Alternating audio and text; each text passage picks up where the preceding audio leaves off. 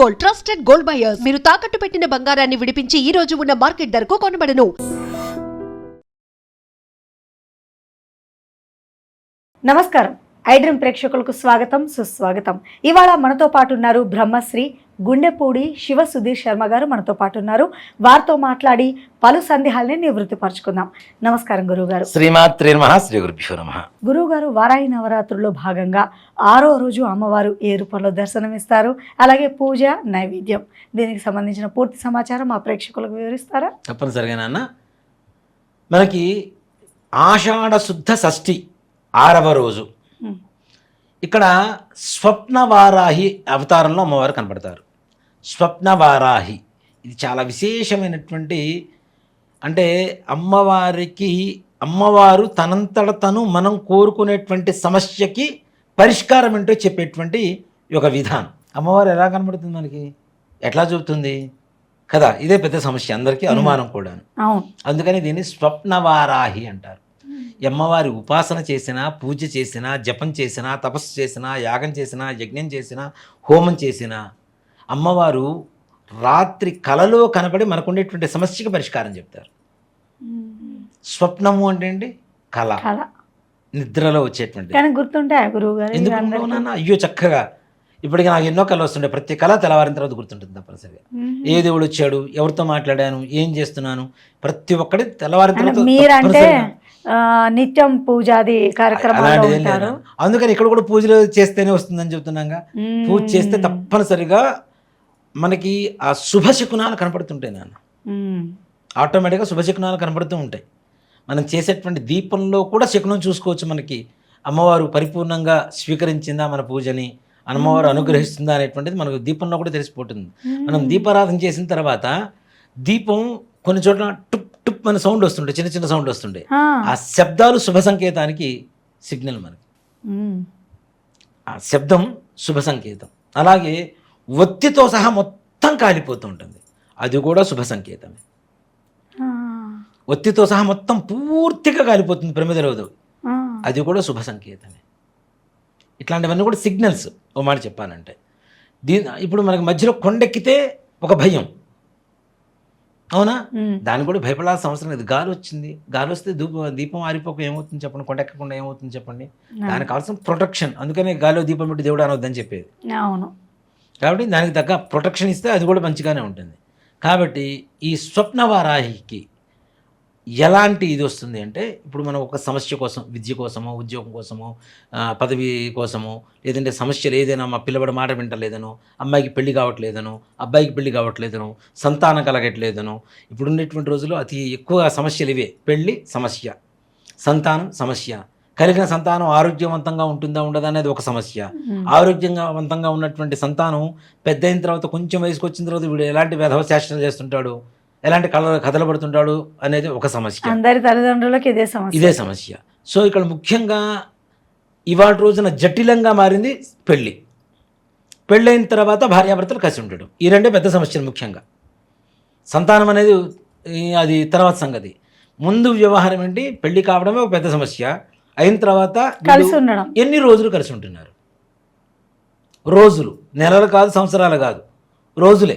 అలా మారిపోయింది. రోజుల్లోనే విడిపోతున్నారుగా, అవునా? మొన్న ఈ మధ్య చూసాం ఒకటి బెంగళూరులో ఒక పిల్లవాడిది. పెళ్లికి ముందే ఆ పిల్లవాడిని హతమార్చినటువంటి సంఘటన, తోసేసి, అవునా? ఇలాంటివి అతి ఎక్కువగా జరుగుతుంది. అంటే పిల్లల మైండ్ సెట్, ఆలోచన విధానం ప్రమాదకరంగా, భయాందోళనకి ఎదురు వాళ్ళని గురి చేసేలా భయానకంగా, గందరగోళంగా మారిపోతున్నటువంటి రోజులు ఇవి. పెళ్ళి చేసుకోము అని భయపడుతున్నటువంటి అబ్బాయిలు ఉన్నారు ఇవాళ రోజున చాలామంది. పెళ్లి చేసుకుంటే ఎలా చంపేస్తుందో. నిందా కూడా ఒకటి చూశాను. నేను షాపింగ్ చేయాలనుకుంటున్నా, 2000 షాపింగ్ చేయాలా, 30,000 షాపింగ్ చేయాలా అని అడుగుతున్నది భార్య. అంటే వీడంటాడు 2000 షాపింగ్ చేయి, ఇప్పుడే ఇచ్చేస్తానంటాడు. మరి వాటికి తేడా ఏంటో అని అడగరా అని భార్య అడుగుతుంది. ఏంటి అంటే 30,000 షాపింగ్ అంటే చీరలు, నగలు, డ్రెస్సులు కొనుక్కుంటాను. మరి 2000 షాపింగ్ అంటే ఏంటి, ఒక డ్రమ్ము, ఇసుక, సిమెంటు, కుక్కరు కొంటానని చెప్తాడు. మై గాడ్, వీడు చచ్చినట్టు ఏం చేస్తాడు, 30,000 షాపింగ్ చేస్తాడు వీడు కూడా. అంతే, అవునా? అంటే వివాహం అనేటువంటిది కూడా పెద్ద సమస్యగా మారింది, సంతానం అనేటువంటిది పెద్ద సమస్యగా మారింది.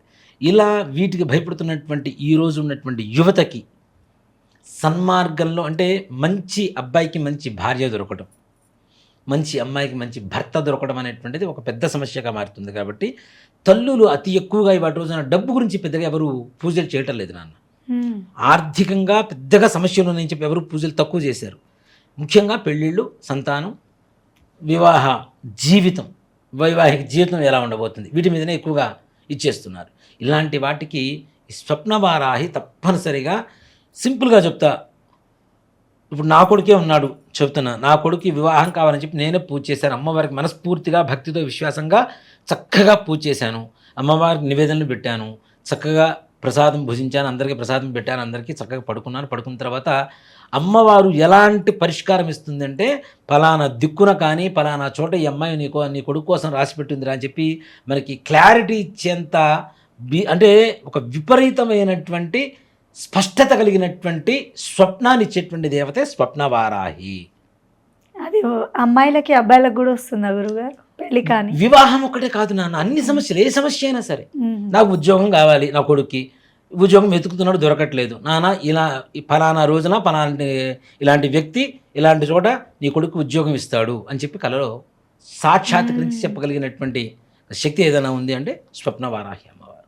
కాబట్టి అలాంటి స్వప్నవారాహి అమ్మవారిని 6వ రోజున విశేషంగా పూజ చేసి చక్కగా సాయంకాల సమయంలో అమ్మవారికి వడలు, మినప వడలు ఉంటాయి కదా, గారెలు అంటాం కదా, ఆ మినప గారెలు 18 తక్కువ కాకుండా నివేదన పెట్టండి.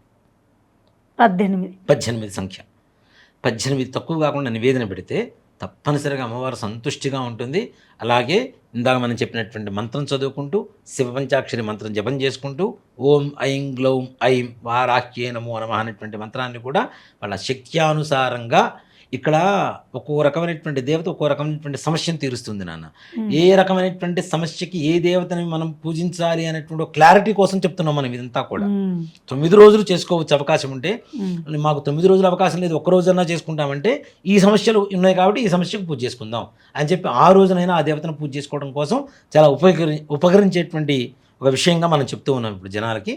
కాబట్టి ఆ విధంగా వడలు నివేదన పెట్టి అమ్మవారికి జపం చేసుకొని పూజలు చేసినట్లయితే తప్పనిసరిగా అమ్మవారి స్వప్నవారాహి మీరు అనుకున్నటువంటి సమస్యకు మీ స్వప్నంలో సాక్షాత్కరించి తప్పనిసరిగా సమస్యను పరిష్కరించేటువంటి శక్తే మన స్వప్నవారాహి. చాలా చక్కగా తెలియపరిచారు గురువు గారు.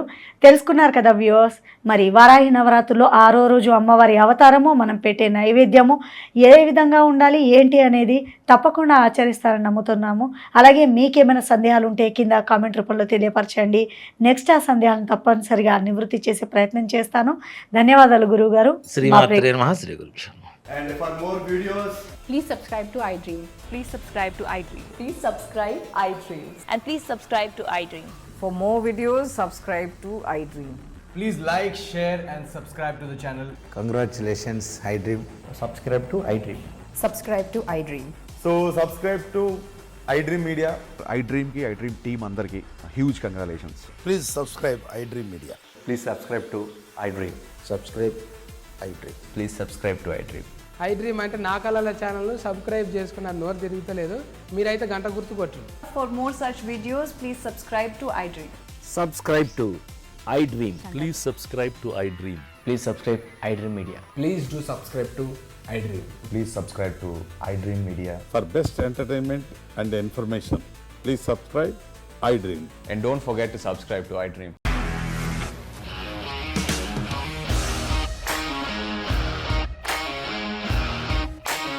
ఇండస్ట్రీలో కమిట్మెంట్ ఇష్యూస్ వస్తే నీకు కూడా వచ్చినట్టు మార్నింగ్ తీసుకెళ్ళారంటే కొట్టి పడేస్తారు.